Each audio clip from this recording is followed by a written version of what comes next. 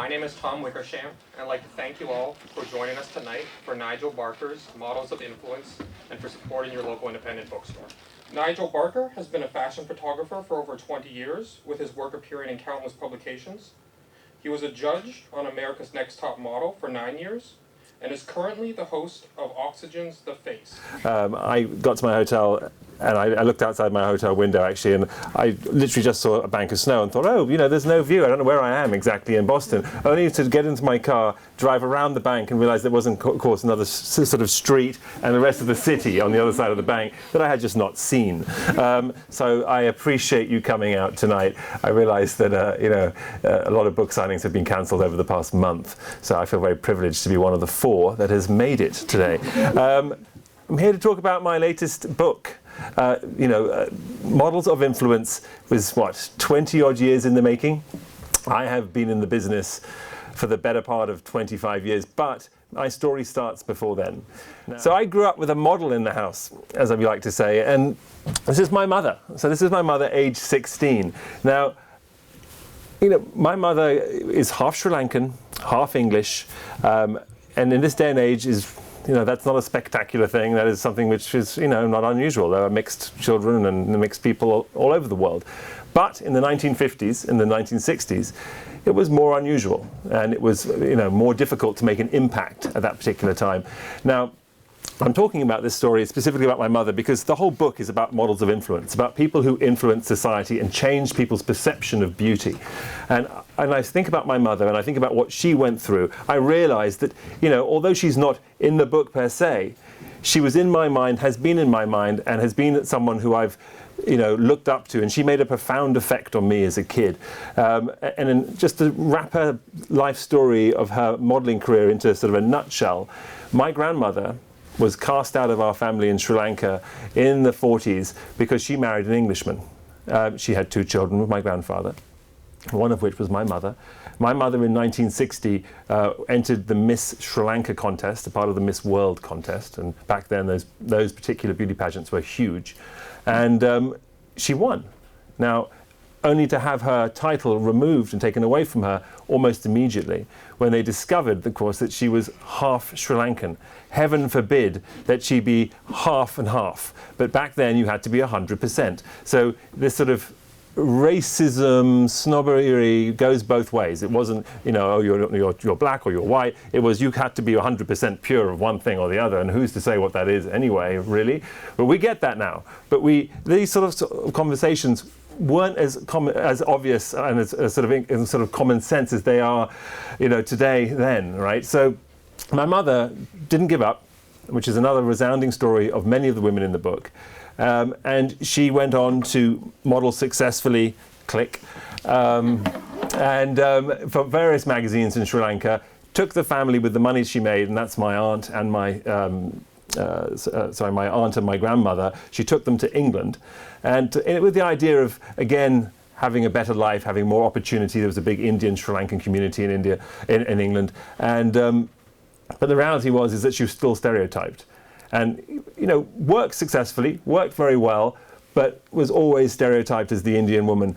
Now, from my perspective, looking back at her and what she did, I could see, that there were many sort of groups, Sri Lankan groups, that would come to our house every now and then and thank my mother for doing what she did. There were very, very few Sri Lankan models, if any at all. Still to this day, the Indian population frowns upon modeling, and it's a very difficult business, and you'll see there are actually almost a handful. It's hard to even name 1 or 2 in the business, where you can almost for every other ethnicity. However, the women of India and of Sri Lanka and of that part of the world always would come to my mother and say thank you, because we never see ourselves in pictures, we never see ourselves in fashion, we never see ourselves in beauty. We're always being advertised to by Caucasian women, which is strange for us. Now, on that note, oh, you already clicked. Look at him, he's clicking, he's faster than I am. That's not my mother, by the way. We're going to fast forward on. This gentleman here, with hair, no less, is me. Now, you can get a better look later at the back. So, I had no intentions of becoming a model. I, in fact, was destined to become a medical student, or a doctor, rather. And it was only at my when I was about 17, 18 years old that my mother had the bright idea of entering me into a televised TV competition a modelling competition in England called the Clothes Show. Now, this was one of the first televised modelling competitions, I get that, ever. So it's somewhat ironic that I ended up on America's Next Top Model, spending the rest of my career pretty much judging wannabe models on a show, because that's where I got my start.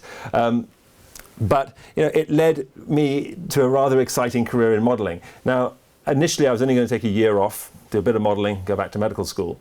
1 year I did rather well, led to 2 years. 2 years led to my parents saying, okay, back to medical school, and me saying, I don't think so. I'm going to stay here. The money's good, the women are beautiful, and I'm not crazy. But the reality was that a big part of it was growing up as a young boy in the 70s in England, part Sri Lankan, part English. I was questioned on a daily basis, where are you from? Why do you look like that? There were very few Sri Lankan kids, half Sri Lankans, even when I was a kid. My school, there was only one other kid of colour, one black boy. That was it. And so when he left, and he was older than me, and he was an Olympic athlete, bless his heart, lucky for him, I was not. So when he left, I was just tall and gawky and all the rest of it. I got all the racist comments and all the rest of it. But England was a very small island with a very kind of colloquial mentality back then. It's changed a lot. I mean, it's always had a big empire and lots of people, but they always sort of stuck together in London and in various cities, more like a salad bowl than a soup. And actually, when I came to America, it was the first time I really saw true blends of people.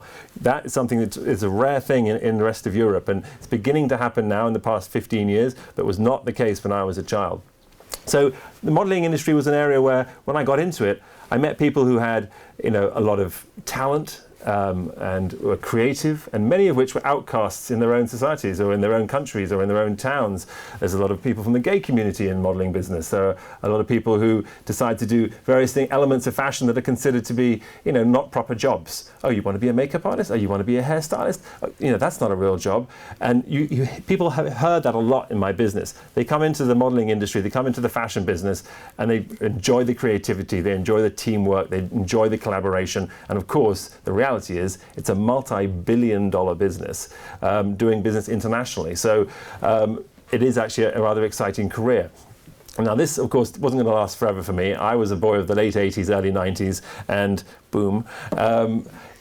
Fast forward again, here I am, America's Next Top Model. I did this show for 10 years. I transitioned in the 90s because I really am not a waif. I think that's pretty obvious for most of you to get. And heroin chic didn't work for me either. But Top Model, a great vehicle. I got to work with Twiggy, Paulina Poroskova, Iman, obviously Tyra Banks, Janice Dickinson, and then of course onto my latest show, The Face, where I work with Naomi Campbell, in this particular picture, Anne V and Lydia Hurst, and go to the next one, and of course Coco Rocha, Karolina Kirkova, so many great faces, well-known names, and we'll go to the next slide, which was in large part was one of the reasons why I was inspired to write this book. Not just have I heard about these women, not just had I photographed some of them, but I had worked at length for many years with many of the greats and got to know them personally. I mean, Twiggy, spending years next to her, hearing her stories, hearing about how she herself was also criticized for who she was and the way she looked. It was interesting because you don't think of that when you think of supermodels. You think it was just easy. You think they were born with a silver spoon in their mouth and, you've got the lucky card. You're tall, you're pretty. Come on, who's not interested in you? But it was not always the case. But someone like Twiggy, which we'll mention a bit later as well, because she's in the slideshow, is someone who specifically is sort of, I guess, is exactly the is an exemplar for what this book is about and who this book is about. In as much as, she stands for change. She stands for someone at a time when, beauty and certain looks were a certain way. She came about and rocked the boat and changed everything. And the book is full of women who influence fashion in that way. Now, it starts in what we like to call in fashion as the golden age of modelling.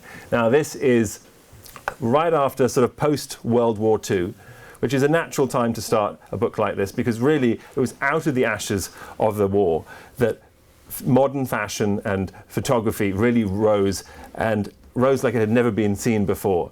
If you think about the war, what it does to people, and certainly the Second World War ravaged pretty much the whole of the Western world, there wasn't a person there who wasn't sick of it, tired of it, and just yearned for a better time. And of course the fashion industry, when it had its moment, when it had finally had an opportunity to sort of come back to life, came back with a vengeance. I mean, fashion photography, the cameras that we were using, partly because of the war, because of the technology we had from, you know, photographers who are actually embedded in the military, like Avedon and like Irving Penn, who many people didn't realize were actually military photographers. Avedon actually was a portrait photographer on a naval ship and was charged with photographing people for their ID cards. And that's part of the way he got that great classic up against a white wall look, was shooting sailors, you know, and I'm sure that those shots themselves must be amazing. There's some sailors out there with some very expensive ID cards.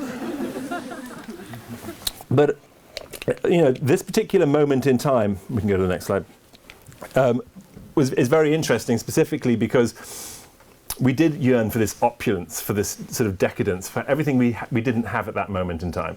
You know, we were still dealing with rationing of food. Even luxury fabrics had been rationed. And although Paris, which was the, you know, the couture capital of the world, you know, although it was saved from bombing, you know, due to their agreement with the Nazis and what have you, the reality is it suffered enormously, and pretty much all the big fashion houses had shut down during the war and closed completely. So the whole business was fresh and new and young, and it was models like Lisa. Oh, go back, sorry. Even when I do that, it doesn't mean I have to say the word click. You know, I have to do the thing, you know, the special gesture. You'll see it, my foot will go like that. Okay, he's doing a great job, by the way, down here. He's smiling too. I'm really obnoxious and he's smiling. I like that. This is Lisa Fontagreves Penn. This is Irving Penn's wife. Now, she starts the book, and one of the reasons why she's the very first model in the book, she started modeling in around 1937. She was Swedish.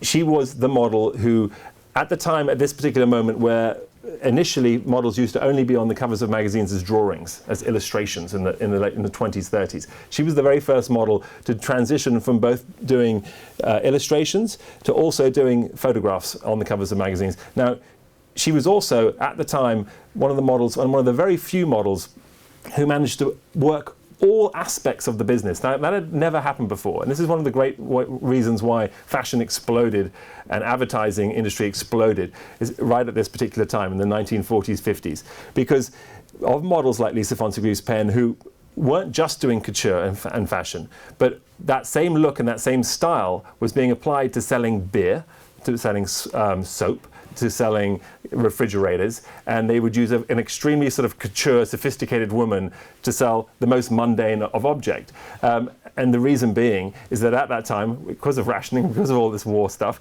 you know, people were yearning for everything to be glamorous, everything to be perfect. In fact, that 1950s woman was that no hair out of place, absolute perfection.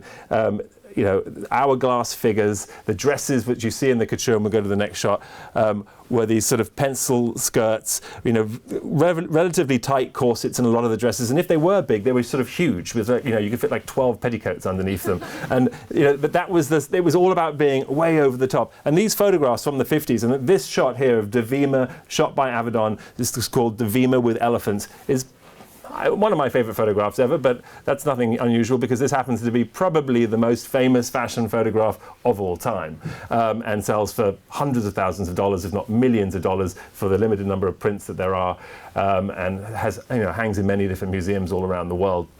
And it stands for, you know, really what someone like Avedon and Irving Penn were about at that time, which was this sort of absolute perfection, no matter how sort of almost ridiculous the background is. You know, there she is with extremely large animals behind her. They could just step on her and crush her. And instead of sort of, you know, being aware of them, it's almost as if she's standing between two pillars, just dancing with these, you know, elephants in this very perfect regal manner. Every finger, everything about her profile, it's all just so. And that's what the 50s were about being perfect, about having not a single hair out of place, because we were so sick of having everything out of place during the war. Now, of course, this didn't last. There you go. That was a very Fonzie moment there. Sorry, I'm really enjoying that part of it. We call this the cult of personality, and it's really about the 60s. It's how the 60s came to be. And some of these terms are general terms used by the people in the fashion industry. Some of them are terms that I kind of like to use specifically. But the cult of personality, because in the 60s, you've got to think about what's happening then, right? We've just dealt with the 50s. We've dealt with, everyone being perfect and all the rest of it. There were 70 million children who came of age in the 60s. And they were born into a better time than their folks. They didn't have to deal with rationing. Rationing was now a distant memory. They heard their parents saying, eat your food. When I was a kid, food was rationed. They're like, yes, Dad, okay, I get it, whatever, And it was all about being an individual. Protest was in the air, rebellion, sexual liberation, women's liberation. It was a very unique, special kind of time. And the models that represented that particular moment were models like Twiggy, for example. Now, obviously, what I'm showing you here is a sort of it's not the whole book. I've picked maybe 2 or 3 models from each particular generation, so you'll get a full sense of it. Because really, for me, the swinging 60s starts with someone like Jean Shrimpton. But Twiggy exemplifies the 60s because you may think, well, women's liberation, how does Twiggy stand for women's liberation? Because nowadays, there's, every now and then people still on interviews like today, someone brought it up. So Twiggy is very, very skinny in her pictures and she was very young and kind of looks androgynous like a boy. Isn't that an unhealthy body type, right? And I've heard this question many, many times over and over again. And, she heard it back then too. However, Twiggy stood for anything other than an unhealthy body type. Twiggy stood for the fact that men and society, or really more society because it was women as well, to be honest, had stereotyped women as being perfect, hourglass-figured women. That's what a woman was. If you wanted to be a woman, you had to be absolutely perfect. And it was a very kind of ossified view of, very super glamorous and all the rest of it. And the youth of today, or the youth of that day, said, to hell with this. Actually, we want to have our hair out of place. We want to be a bit ruffled. We want to be a little sexy, or sensual. We want to be able to emote. We want to be able to be ourselves.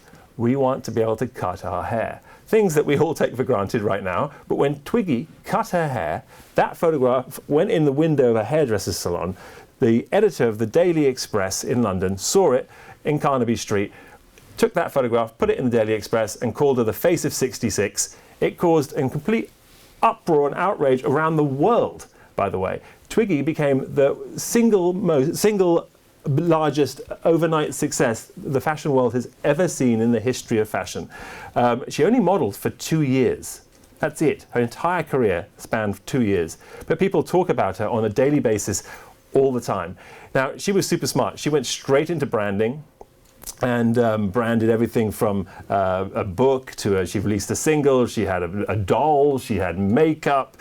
All of this happened in 2 years. When she came to America for the first time, she was greeted like the Beatles. They met her at the airport, they did a press conference, people were screaming. That had never happened for models before. And she really changed the business put the business on its head.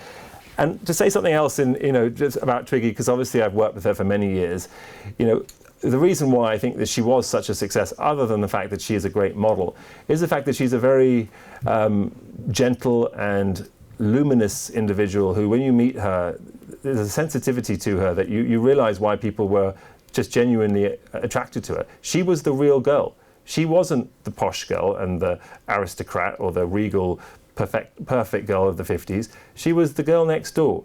She was a Cockney girl from London who the people could identify with, and they did. Naomi Sims. Now, are you familiar with Naomi Sims? Not so much? Well, good. Or good because I get to tell you about it, but bad because that's the problem in many respects, because people forget sometimes the people who really put the effort in. Now, Naomi Sims in the 60s despite the individualism and everything else that was going on in the 60s and as advanced as we thought we were, the reality is that for women of colour, it was still a very, very difficult time. And it has remained to be difficult. I mean, the fashion business has never really embraced women of colour, only in sort of spatterings here and there. And it's getting better, and it is better than it used to be, but it's still a tough thing. But back in the 60s, Naomi Sims, who, by all accounts, if you know her stats, her measurements, all the photographs you look and see of her, she's stunning in everything. She couldn't get an agency. She went to all the agencies. No, no, no, no, no. Don't want a black girl. Don't need a black girl. Already have a black girl. All the usual comments that you hear Tyra say, and Naomi. Many of these women have been through similar situations. It was just like that for Naomi too. However, Naomi did not take no for an answer, and she went to the photographers and said, "Would you like to test shoot me?" Which was a smart thing to do, because the photographers saw a beautiful woman and said, yes, I would love to do that.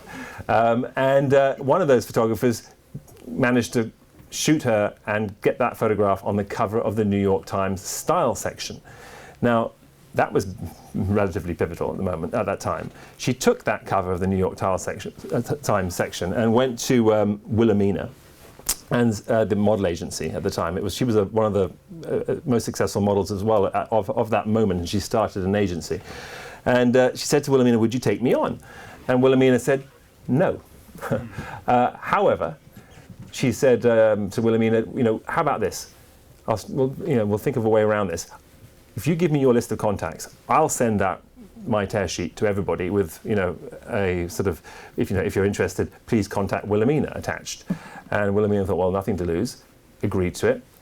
The tear sheet went out, and of course, lo and behold, Women's Home Journal, amongst other people, called back, and she got on the cover of Women's Home Journal, and she was the very first black woman to ever be on the cover of a national magazine in 1967 for Women's Home Journal. That same year, she was also the very first black woman on a television commercial for AT&T.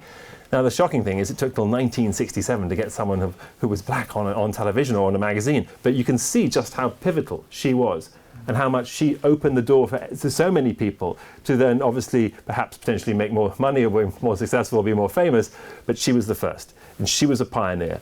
And it's one of the things that's the theme throughout the book. I'm just looking for my water when I go down here, nothing else. It looks a little odd, but this is not flat. Anyway, let's move on from Naomi. So we move on to actually one of my favourite eras in many respects, just because I'm kind of fond of the fashion of the 70s. I know you probably all think I'm crazy, any of you who can actually remember it, but just looking into the audience is almost none of you. But probably a good thing. But the 70s was a very unusual time as well. What had happened in the 60s, the sexual liberation and everything else, come the 70s, that whole look was given a rather sort of successful, highly sexy gloss. The 70s was all about looking for women who were powerful, who were different, who were unique, and to really rock an industry which was on a boom. Although the 70s started with a bit of a recession, after that, advertising took off like never before. The J.W. Thompson agency did its first $1 billion year. That number increased 3 times by the end of the decade. That was unheard of. That had never happened in advertising before. And in big part because so many of the designers were finally beginning to actually have diffusion lines, and fashion was beginning to become available to everybody. Communication was getting a little bit better. And you really saw a proliferation of the industry with beauty products and accessories and fragrance beginning to become accessible. And this sort of unique, we call it the beauty revolution, but unique beauties were being seen for the very first time. Models, for example, like Lauren Hutton, obviously, who is, you could say, one of the greatest models of all time. Her story is great, and in a nutshell, if you know Lauren Hutton, you know she has a gap between her teeth, you know that she might have a little bump on her nose, all things that we all love her for. In fact, we celebrate her for them. But back then, in the 70s, they were unacceptable. She couldn't get an agency either, and in fact was forced to, in all her early modelling jobs, put a piece of mortician's wax between her teeth, which she inevitably either swallowed or spat out when she laughed, which she loved to do because she's a great smiler.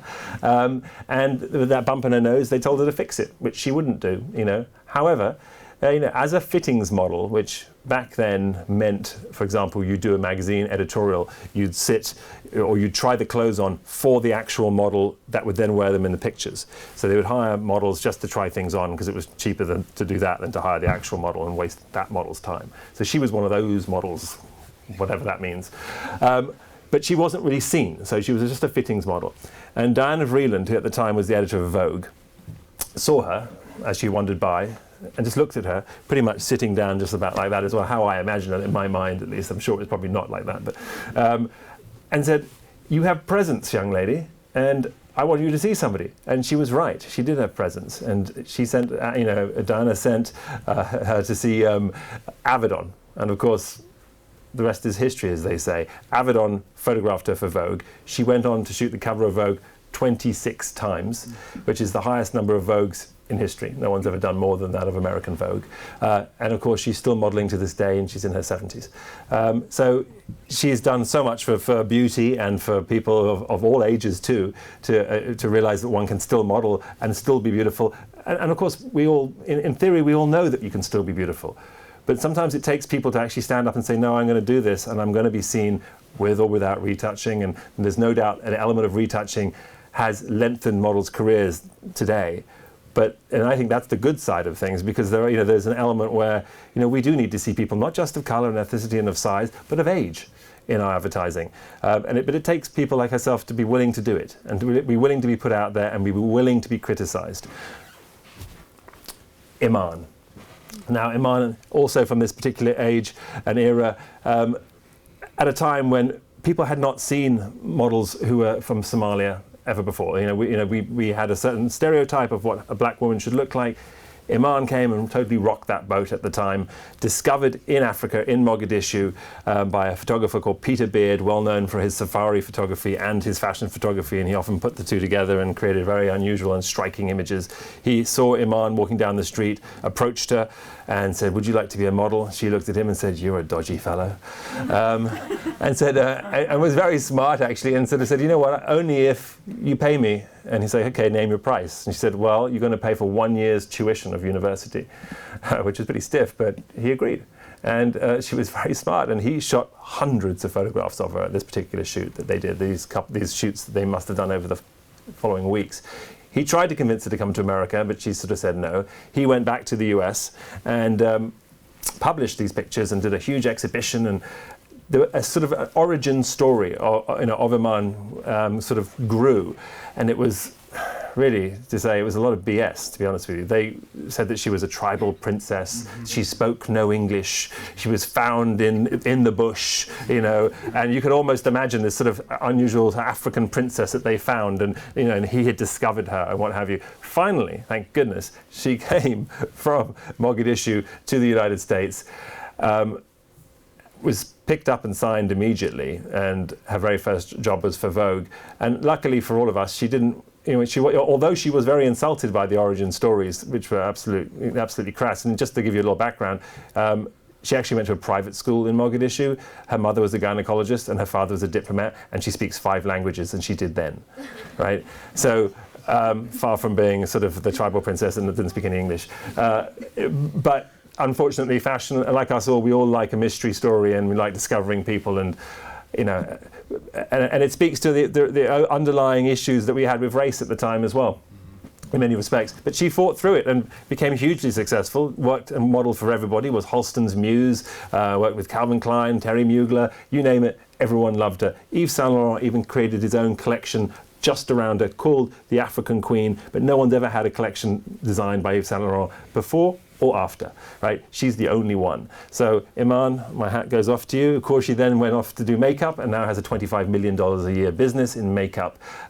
So, she's done no wrong really, and done extremely well for herself. Right, so here we go into the 80s. The $1 million faces, $1 million deals. This is a picture of Inez de la Fressange, and this is a very young Karl Lagerfeld.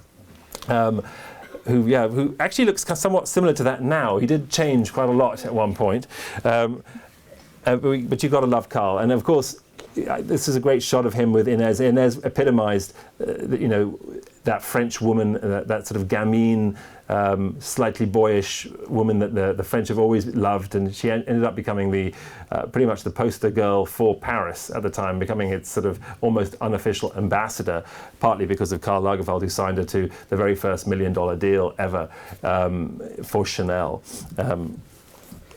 But of course, the story is less about what was happening in Paris, but more about what was happening in the rest of the world, especially America, with models like Christie Brinkley. Because if you think about what was happening in the 70s, if you think about the decadence, the hedonism, the sex, drugs, and disco that the 70s is so well known for, by the time it got to the 80s, with the business booming as much as it was, we had all grown up a little bit. And actually, we were sort of hung over from the 70s. You know, it was like, oh goodness, no more of that, please. We need to freshen up. We need to, you know, I want to go to the gym. I want to work out. I want to exercise. I want to live healthy. I want a smoothie. I want to have a juice. You know, it was the opposite of what the 70s was about, which was, you know, Studio 54 and party and, you know, love to love your baby and all the rest of it. You know, this was a whole other moment, what was happening in the 80s. And someone like Christie Brinkley spoke to that moment like never before. Obviously, an incredible swimsuit model, but it was so much of it was about body back then. In fact, what was particularly unique was that models like Christie Brinkley, who were sort of commercial swimsuit models, did so well that they transitioned out of just doing commercial modeling into high fashion modeling, which had really never happened before, to go from the sort of low end to high end. It had sometimes happened the other way, but very few times did it happen the other way. And it happened with other people, like Paulina Poroskova, and there were a whole host of models that, through things like Sports Illustrated, of which Christie was on the cover 3 times in a row, which was the most at that time. Her career, you know, has also gone. She's done what, 500 magazine covers, Christie Brinkley, and her range is hugely dynamic, from Rolling Stone to Vogue and everywhere in between, from Noxzema and Beck's to, you know, sort of major CoverGirl advertising campaigns. In fact, she held a CoverGirl campaign for 20 odd years, which was the longest time anyone had ever had a big makeup campaign, making millions of dollars every year. In fact, she was only beaten out by herself when she re-signed recently. But actually now Andie MacDowell has just beaten her out by about a year. So, you know, it's a bit of a battle, but in my head, Christie, you know, wins because she was, as far as like a businesswoman, which is what is becoming more and more prominent with a lot of these successful models, is that they're taking the reins themselves. It was also happening with women in general, in business in general. They were taking the reins of business and owning it themselves. And Christie started her own calendar. She wasn't doing it for her agency. She wrote her own book on fitness and exercise, which became a New York bestseller. I'm hoping this will too. And she's an all-round great person who's become a super success. And of course, Elle Macpherson, another one of these bodies, known as the body, you know, for obvious reasons. One, she's got a good body, and 2, because she actually didn't like to model with her face very much. She actually talks about it. Elle's someone who I've worked with and known for ages, and was very helpful with this book actually. But she would say that how she knew she had a good body. She was a fitness girl. She was a great swimmer. She was Australian, and she loved being on the beach. She was comfortable in a swimsuit. So when she was asked to model, it was always body first. That way she could kind of forget about the face and use her assets, and became massively successful. Now, Elle, when she came to the United States, started working for Elle magazine, and ultimately married the creative director, Gilles Ben-Simon, who, through a 6-year run of them being together, he put Elle in every single issue of Elle magazine for 6 years. There isn't one issue of Elle that came out in 6 years' time that didn't have Elle Macpherson in it. So, you know, yes, she had a good career in Elle. She was a huge career in Elle. But she also did things like Sports Illustrated, where she was on the cover of Sports Illustrated 5 years in a row. That's never happened before or after, and pretty much cemented her as being, you know, the greatest body model ever. She also went on to do huge things. And probably her greatest crowning achievement was deciding, when she was approached, I think it was 1987, to do a lingerie line.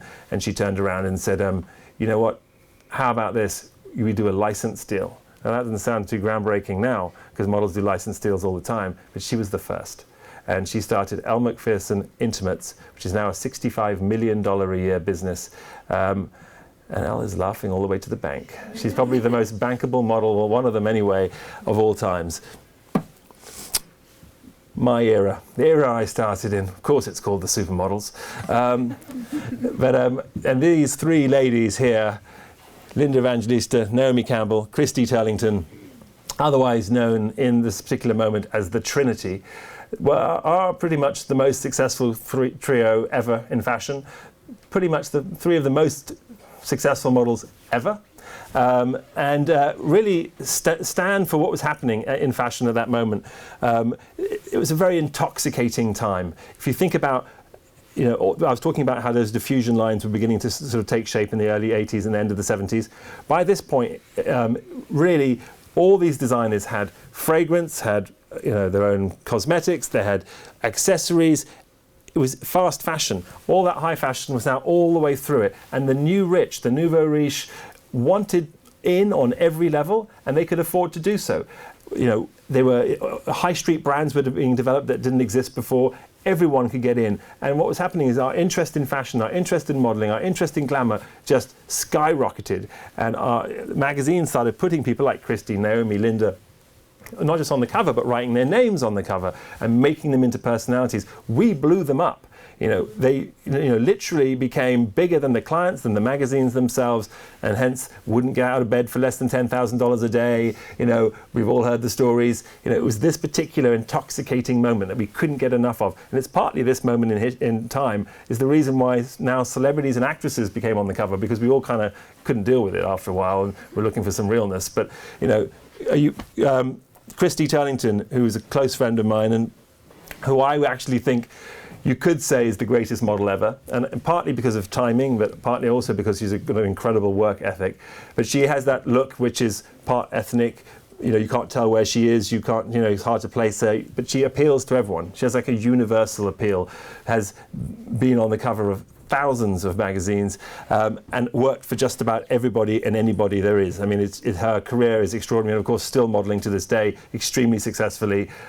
Has 2 children, runs an incredible foundation, Every Mother Counts, and has, I think it's hard to think of anyone who's probably had more success than her through all areas of fashion. Linda Evangelista, another part of the Trinity, particularly well known because she's a purist when it comes to fashion. She didn't do any books, she didn't do any license deals, there's no doll, she didn't do any branding, it was just her. But what she is particularly known for was being a chameleon. Now, when you see her with a little haircut like this. She used to have long hair. It was Peter Limburg, the photographer, who convinced her to cut her hair off, much to her, worry. And she was worried that it was going to ruin her career because she was doing quite well. And actually, when she cut her hair in Paris for this shoot with Peter Limburg, she was immediately dropped and cancelled from 12 runway shows that season. They all just went, "No, you don't look good," cancelled. She thought, "Oh, heart dropped." Luckily for her, she had the last laugh, because that year she booked the Big Four, which is Paris Vogue, English Vogue, American Vogue, and Italian Vogue, all with a new haircut. And then she suddenly went, "Oh, you know what? This new haircut thing's rather good." And she started changing her hair basically like traffic lights. And in every 5 minutes you look at her and she had a different colour hair, different style. It's silver, red, green, stripy, long, short, mohawk, all kinds of things. And what that did was, at a time when, nowadays people cut their hair, they do cool things. They didn't used to. It was because of her, and because of her sort of doing it on such a big stage, and that it allowed people to realise, she can do it, I can do it, and she looks good, and she's she's kind of unusual looking, and she's cool. So she really started that craze and really put hairstyles and hair colouring on the map. And of course, my lady, Naomi Campbell, who is as fiery as she is wonderful, and has the most extraordinary career history. And also had a difficult time too. There were times in her career when it was found it difficult to get jobs. And one time, there's one particular story where Christy Turlington actually stepped in, because, as I mentioned, they were good friends. It was for Dolce & Gabbana, and Dolce, they weren't going to book her. And Christy said, "Well, if you don't book her, I'm not going to do the job either." And so they said, "Okay." Well, actually, they did book her. The irony is that they don't book Christy Turlington anymore, and they've continued to use Naomi Campbell ever since. So watch out, Christy. But I got to say, when I first met Naomi, it was 20 odd years ago. I was modelling. I went into a Chanel show I was one of a couple of guys that they'd booked to walk with all the supermodels. It was quite a job.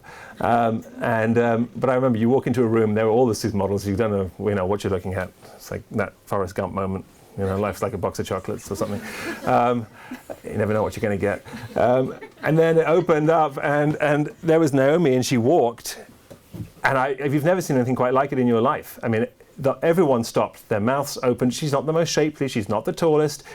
There's something about her when she steps and she walks, it's as if, I don't even know what to say, like she's walking on butter, like she can walk on water, and everyone stopped and their mouths dropped. And it was just one of those special moments. Now, of course, now 20 years later, I look nothing like I used to look. I used to have hair, as you remember. She, on the other hand, has not changed one iota. Now, she's been modelling for 35 years. She works for many great charities, and of course has been pushing that boundary when it comes to black models working, and has done a lot of incredible job. And she's pretty much the only supermodel who never took a time off, not for anything. Brings us through, and I'm speeding up. How are we doing for time right now? The clock's gone. The clock is gone. I love that when that happens. Yeah. Good. We're good. Okay, let's do it. Let's just rock through. We're getting there, people. We're into the 90s. Almost. Androgyny. Now, for all that decadence that we were just talking about, supermodels, craziness, overindulgence, our hedonism, not getting out of bed for less than $10,000 a day, then came Kurt Cobain. Grunge. And I looked at myself too, and that's why I quit modeling, because I was certainly not ever going to be able to shrink myself down to waif size. But the reality is that the world also slipped into recession. Japan's markets collapsed. And, a lot of Kurt Cobain's lyrics and other musicians of his ilk, talked about how sort of embarrassing it was actually to be over-commercialized. And, it became sort of a statement for youth of the day to really want to be anti-fashion. And, fashion, like never before, had its finger on the pulse of youth culture. And, designers like Anna Sui, like Marc Jacobs, sort of arose at that moment. And they stood for youth that were disenfranchised and, quite frankly, were sick of all the glamour and the over-the-topness. And they wanted to be quirky, they wanted to be contrary, they wanted to be odd, they wanted to be different. And, we can go to the next one. And models obviously, like Kate Moss. And I remember working with Kate Moss, must have been 91, 92. She must have been only at 14, 15 at the time, and traveling in the tube to the job, and she sat there with a bottle of milk, with a straw, and I was looking at her thinking, how's she a model? Literally, it crossed my mind, I'm like, and then she, then I started working with her, and she was just so sweet, so natural, so real, whereas I sort of come from an era where, like I mentioned, you see a group of supermodels and out steps a star, and it's the waves parted, it's like she's walking on butter. That was the drama that everyone was used to. And what Kate did was nothing. Kate was just herself. She was just this normal girl, and that's exactly what we wanted.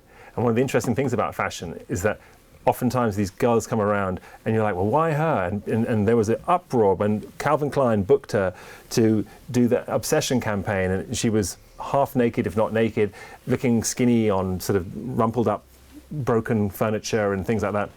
There was a furor around the world. People said, why are we celebrating this heroin chic? And this concept of heroin chic was actually invented by the press. It wasn't a fashion comment. It was something really brought up by the masses who hated this, new androgynous look, heroin chic, this waif model, this unhealthy body image. But the reality is it really echoed the times. It was as if a mirror had been shone in our faces, and it was as if we hurt inside. We were apologizing for the excesses of the late 80s, and it was a knee-jerk recoil reaction for the recession and everything else that we were feeling and we were going through at that time. And you had a whole series of these models that did epitomize that particular moment. But someone like Kate, and the reason why she specifically is in here is because she was so much bigger than that. And yes, it was her entree into fashion, was that particular moment, but she went on to show us that she's been hugely successful, has worked for every single designer in the world, 26 covers of British Vogue, highest ever. And there really has been, again, almost no one as successful as Kate Moss. Alec Weck. Just another in that era. As much as androgyny was a slap across the face to everyone and a wake-up call to say, hey, wake out of the 80s, welcome to the 90s, we had Alec Weck turned up, and she was neither even harder slap across the face, because we all thought we were advanced, we thought we were cool, we thought we knew about beauty. We'd had Iman, we'd had Naomi Sims, we'd had a few other models that were unusual, we'd dealt with androgyny, but we had never dealt with a model from Sudan. And really at that moment in time, and I'm really being honest with you, and it may sound blunt, but when we thought about models from Sudan, we thought of HIV, or not models, just people from Sudan. We thought of HIV. We thought about, people who were refugees. We'd only ever seen them on television needing a handout. We never thought of them outside of that context. And then someone like, Alec, who was discovered in England, was asked to be a model. And when she was recognized by Gilles Bensimon once again, who very quickly, early on in her career, grabbed her, put her on the cover of Elle in this particular picture. This is the shot. And when the world saw this picture, it was a very brave, in a way, it wasn't brave, it was bloody smart is what it was, but it was brave as well, because you have to make decisions in this industry, and sometimes they're tough to make, and you may think, so what if you put her on the cover? But if someone's the creative director of a magazine, they're worried that it may not do well. It did really well. And this particular cover got more comments, more letters from people all around the world saying, my goodness, she's beautiful. Wow. And for the very first time, this sort of African beauty, this sort of dark ivory skin, ebony skin, this against this ivory background, the broad nose, the high cheekbones, all aspects of her face. You'd never seen this in fashion before. And it was groundbreaking. Of course, the fashion industry loved her, couldn't get enough of her. She as well has worked for all kinds of people, but she stands for a new type of beauty that was very refreshing, despite the fact that she might also fit the sort of slightly boyish looks with the short hair. That wasn't the point of someone like Alec. Which, of course, brings us to the naughties, or the year 2000, but it was rather naughty too. And we can go on to the next one. And of course, Giselle. Now, really, the naughties specifically, as much as we had androgyny and everything in the 90s, come the year 2000, dictators are falling, Eastern Bloc is opening up, all of a sudden, and it sounds weird now because it seems like models from all over the world everywhere, but that wasn't the case early on in the year 2000. It's just as recently as that, Brazilian models were new. Like, wow, we have Brazilian models. Have you seen a Brazilian model? No, my God, no, they're beautiful in Brazil. Really? Wow. I'm like, but at the time it seemed like a revelation, and of course it really was a revelation when Giselle sort of stepped into Vogue for the very first time. And Anna Wintour and everybody else's jaws must have dropped, is all I can imagine, as mine did when I remember seeing her for the first time walking down the street with literally a car that hit some other car, somebody else whose plate fell off their table, and as she just walked past with wind in her hair, even though there was no wind at all anywhere. Somehow she has that appeal. I don't know how she does that, but she has that. And Vogue ran a story with her, and the title of the story is called The Return of the Sexy Model. Right? At that moment, single-handedly, Giselle ended androgyny and heroin chic. It's like we all overdosed on heroin chic, and it was Giselle, and we're like, oh my God, where have you been all my life? And that was it. It was just curvaceous, sexy models from then on out. Now, she rocked the business. The business had just blown up by this point. Everyone was in on fashion and makeup and cosmetics and, Victoria's Secrets and everything else. We couldn't get enough of it. She has been on the Forbes most successful, highest paid supermodels list since 2004. She is still on the top of it now. Giselle has more covers, well, put it this way, forget about how many more covers she has. There's only one person who has more covers than Giselle, and that is the late Princess Diana. So that's how many covers that she has. She's just in a league of her own. Somebody else from this era who also epitomizes the more sort of, potentially you could say curvaceous, healthy body image is Sophie Dahl. You may not all be as familiar with her, but she is a sort of the granddaughter of Roald Dahl, a rather successful, famous English author, specifically for children's books, I remember. Sophie became a very successful model. She was considered a plus size, not very plus size really in the grand scheme of plus sizes. She's a size 14. But for fashion, that was full-figured. And when she really entered the business, it was something of a shock. I mean, part of the issue was that the fashion designers didn't make clothes for women of that size, in couture. And she was not a commercial model. But that was the great thing about her too, is that there had been full-figured models before, but it was always for sort of the commercial, more high street brands. There had never really been a full-figured model that rocked couture and high fashion, and that echelon of fashion. So she stood for someone who finally we could look up and see someone in the most grandest of styles, biggest names, biggest labels like Yves Saint Laurent, Alexander McQueen. They were using her, and in fact, it was Tom Ford's brilliance that they booked her along with I think it was Stephen Meisel, who shot the Opium campaign for Yves Saint Laurent. Of course, she was naked once again. They didn't have much clothes, as I mentioned, for women who were full-figured at that time. However, that particular advertising campaign went on to become extremely successful, extremely controversial. It was banned in America. I don't know if you ever saw it. If you didn't, you should Google it. It's rather great. She's on her back, completely naked, on a sort of black satin sheet, just wearing gold slippers and holding something in her hand. I don't remember, probably the perfume bottle. However, that ad was also in England for 1 week before it got banned. We had more complaints against that ad than any other ad in the history of advertising in England, this particular advertising campaign. A lot of them by women, by the way. Now, the irony is, of course, the perfume went on to be the most successful run the perfume had ever had, because there wasn't a housewife pretty much south of Boston that didn't want a bottle of this stuff, including my mum, and because they could see themselves in it. And she looked fantastic. She looked voluptuous and beautiful and like an incredible oil painting. And she basically changed everyone's minds when it came to full-figured models. And that kind of brings us through to now. Now, these are kind of my predictions, but the contemporary section is full of models a bit like... Bam, we can go and move on. Like Kate Upton and Cara Delevingne, who you're about to see. And these are models where, guys, the times have changed dramatically, where right now, here and now, social media is playing a large part in how models operate, how we select models, how advertising is utilized. And someone like, for example, Kate Upton, who is considered a full-figured model, again, I use this term lightly because I think, it's a bit misconstruing, but, she became famous from a dance that she did, the Dougie. Do you remember that? Did you see that video? That one is perhaps not as interesting to actually Google. There's other ones which are more interesting, like the Cat Daddy. That one I highly recommend. Well, this is the irony, this is the ridiculousness of it all, right? But these videos come out and we love it. We look at them, we view them hundreds of thousands, if not millions of times. And what happens is that they then get noticed. The Kim Kardashian and Kanye West on the cover of Vogue. They're in Vogue because they are in Vogue. They're in Vogue because people are interested, they're watching them, they're looking at them, they're viewing them, and as a result, they're in Vogue. The same thing with Kate Upton.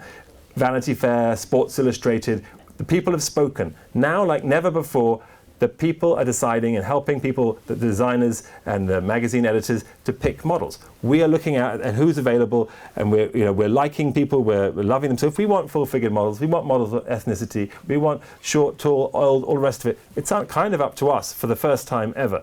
It's no longer Avedon saying, or Diana Vreeland saying, you have presence. It's us saying, you have presence, you are real.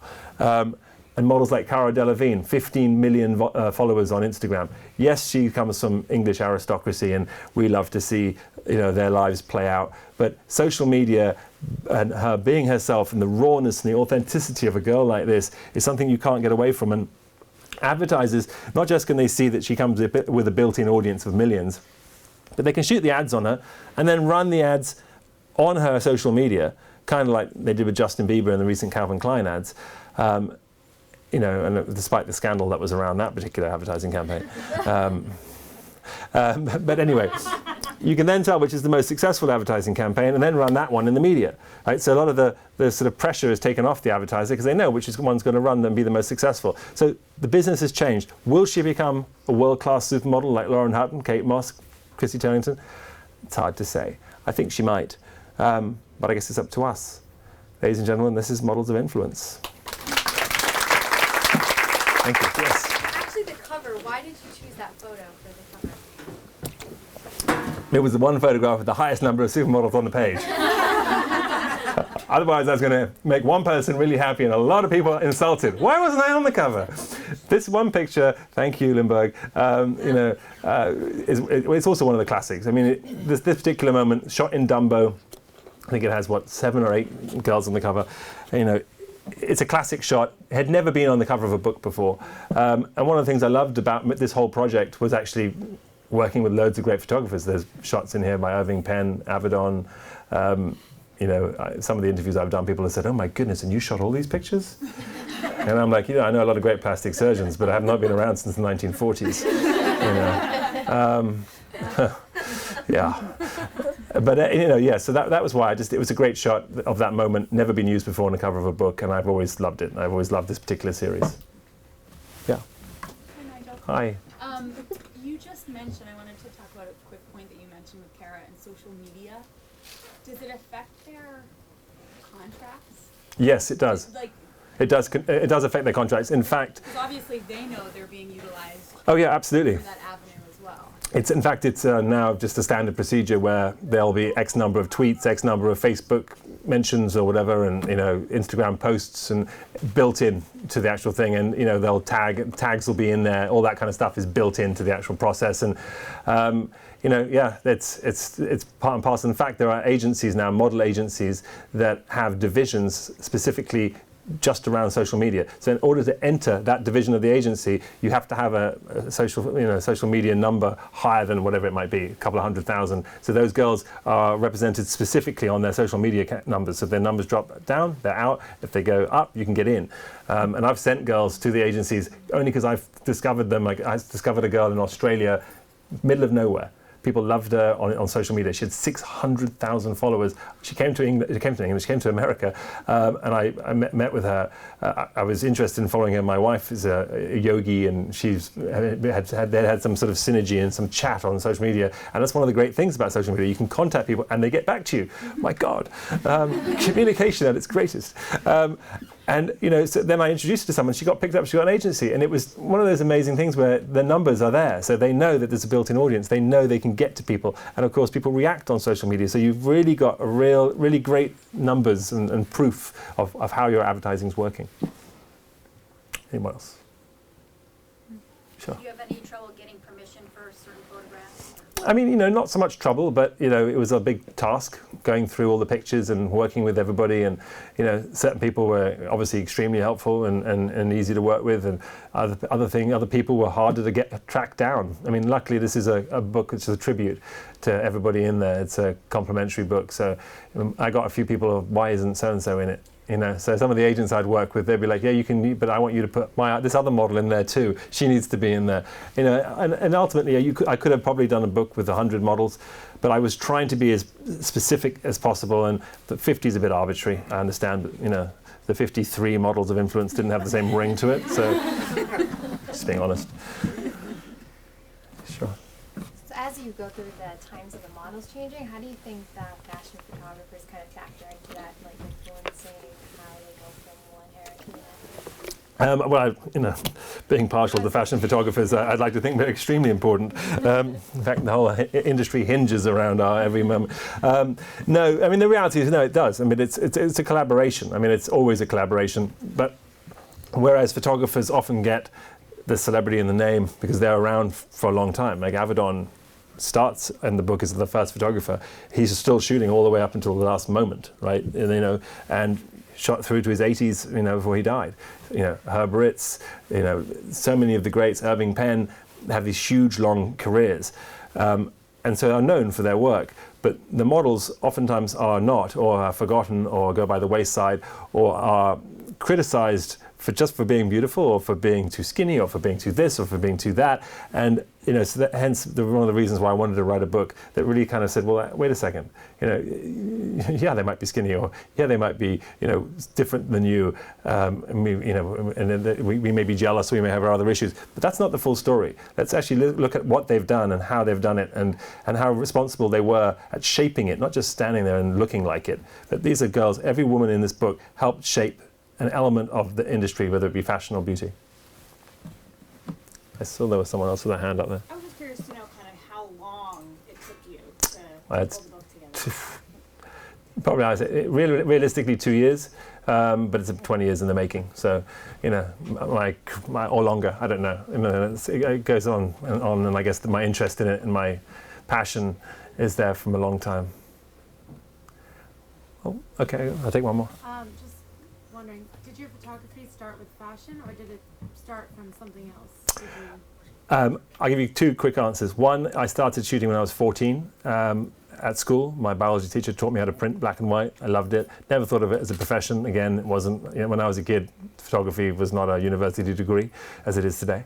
It was a hobby, and I shot, friends and students and people at school and sporting events and stuff like that. Then became a model. When I became a photographer, because I realized I couldn't model anymore. We've been through that story. But I met my wife at that moment, and this is 20 years ago, and I would say that she officially was my muse, still is. You should all check her out on @ChinTwins, guys. I do wonders. Have you been doing the chakras? Oh, of course. I am, absolutely. Can you not tell I'm at one with myself? Oh, yeah. And her and her sister became my original muses 20 years ago, and I started photographing them. So that was that moment for me, and that's how I built my career and that's why I'm here today. I think I'm going to be signing some books and all the rest of it, so we'll move on. Thank you very much.